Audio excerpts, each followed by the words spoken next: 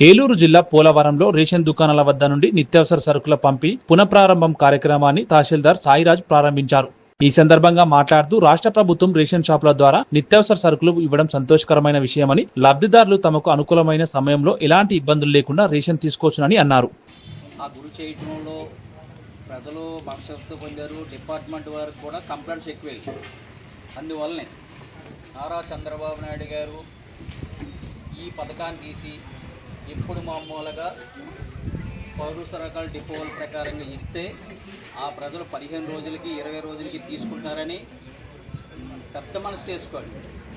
ప్రజలు బియ్యం తీసుకున్నట్టు వ్యక్తులకి ఇది మంచి చేయికొచ్చారు ఆయన.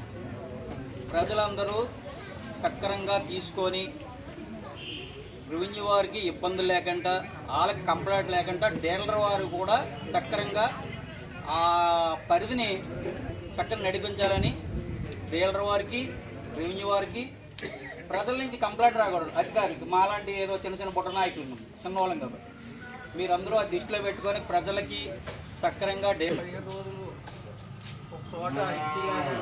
అలాగే వికలాంగులకు కానీ, వృద్ధులకు కానీ, మరి వాళ్ళందరికీ కూడా 60 సంవత్సరాలు పైబడిన వాళ్ళందరికీ కూడా మరి ఇంటింటికి సరఫరా చేసే బాధ్యత కూడా డైలర్స్ మీదే పెట్టింది.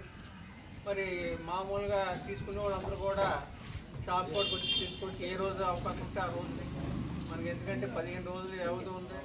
ఈ 15 రోజుల్లో ఎప్పుడైనా సరే మనం తీసుకోవచ్చు. ఏ సందర్భంలో అయినా సరే రాకపోతే మనకి ఫోన్ చేసి ఇది ఎంత అయిపోతుంది నీకు వచ్చి తీసుకోండి ఎవరొకళ్ళు అంటే మనకు అవసరం చేసి సౌలభ్యం ఉంటుంది. అనుకుంటే మన ప్రభుత్వం